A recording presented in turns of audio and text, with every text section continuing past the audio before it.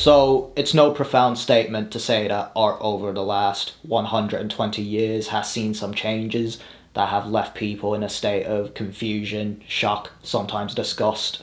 Whether it be the wealthy pseudo-artist type commissioning skilled craftspeople to make their conceptual pieces for them, to the hyper-writerly nature of it all that scarcely ever includes archetypal beauty and skill, realism, that kind of thing. The artist was also voted most unessential worker during lockdowns, and as an artist myself, it's hard to disagree with that mass assessment. I'll speak to people sometimes on gallery grounds, and they would murmur that maybe it's they who don't understand what's going on these days, maybe it's on them to get what goes on in the galleries these days.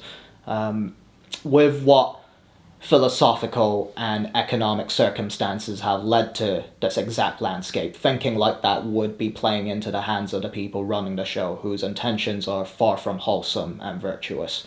The post-structural culture and arts movement has this pretense of democratizing the arts. If Duchamp's fountain is an art piece, then indeed everyone who owns a toilet is an artist. This pretense of opening up an elitist field to the masses is falsified not just by knowing that the common man doesn't get it anymore, let alone that a lot of these pieces are supposedly for them, but also that a lot of these pieces are made for money laundering and tax evading purposes. So the man on the street that the movement seeks to empower in the first place doesn't get it anymore and still wants realism and beautiful pieces, and I don't think they're Philistines for that.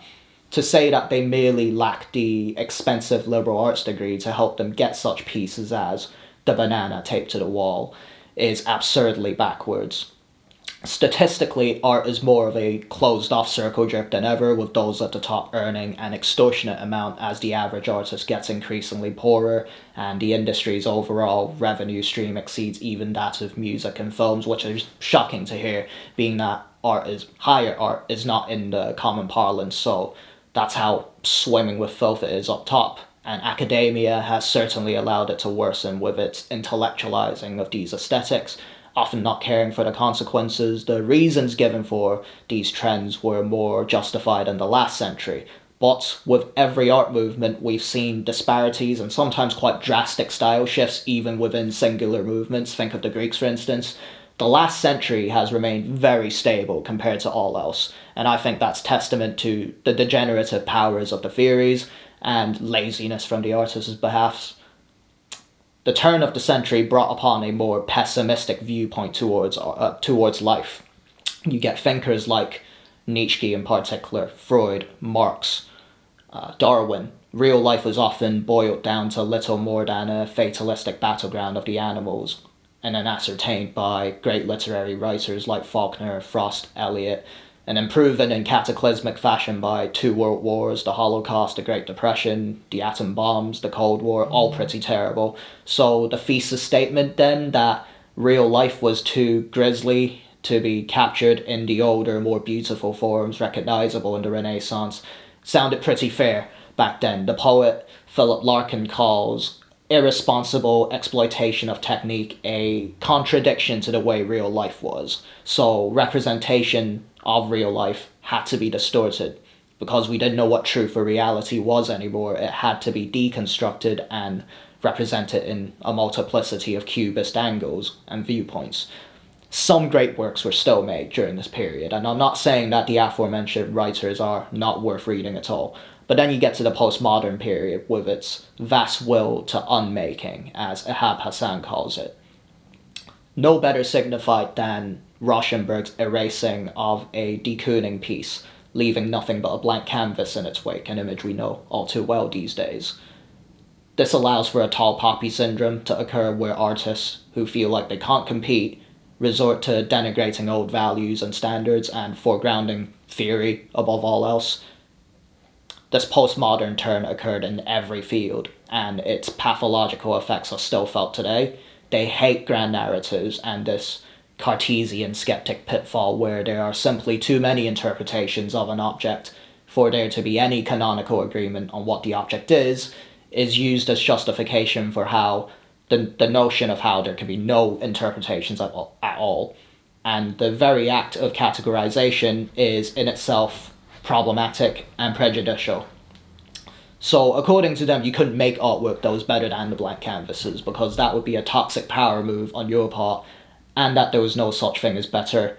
So art students now are regularly praised for poor demonstration of skill, and postmodernists revel in seeing what they call unlearning and painting or drawing like a child again, conveniently ignoring that actual children would probably be more impressed by skillful realism than they would blank canvases and that. Writers used to write to find their voice, but the postmodernist Foucault wrote to lose his voice, to lose his human face, as he calls it, because humanity was deemed so grotesque that it was worth effacement and total erasure. This nihilism argument is one I understand, especially if one was born into such dire circumstances to not want to be patronized by beautiful images depicting heroism. But you can still, it's still a resolvable thought exercise if you really think about it. Yes, you didn't choose to be born. You didn't consent to participating in the cruel game of life with all its cruelties that aren't your fault. But just as when a baby is left outside your doorstep, it's not your fault it's there, but the minute you lay eyes on it, it's on you to sort out. Equally, your life is your responsibility, irrespective of all the things that aren't your fault. Words, language, narratives, indeed, everything can be said to be a construct. But knowing that doesn't absolve you from trying to be a good person and abstracting from those constructs a game that you can play to treat other people with kindness because you don't live in a vacuum of subjectivity.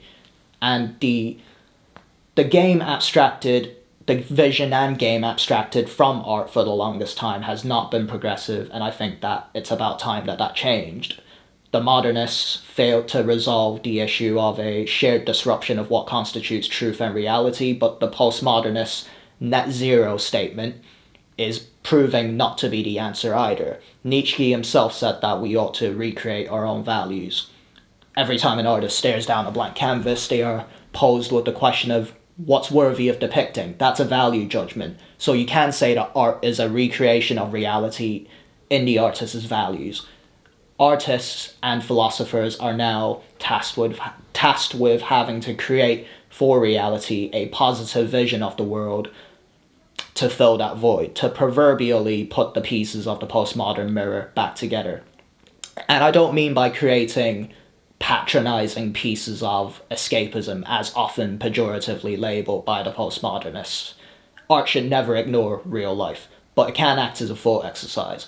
Karl Popper says that the greatest thing about being a human being is that we have the capacity to let our theories die in place of us. So the imagined worlds of art can fulfill this function. We have a moral and ancestral duty going back thousands of years to create art with abstractable use. Making art that makes the world a better place is a reflection of you. Representations of the dismal sides of life has always happened in art and can still happen. But it's not going to help a lot of people if you're relying on shock tactics, if indeed you're trying to help people in the first place. It's also much harder to come up with solutions to problems than it is to merely point the finger and draw attention to it, especially nowadays with the social reward for doing that kind of thing.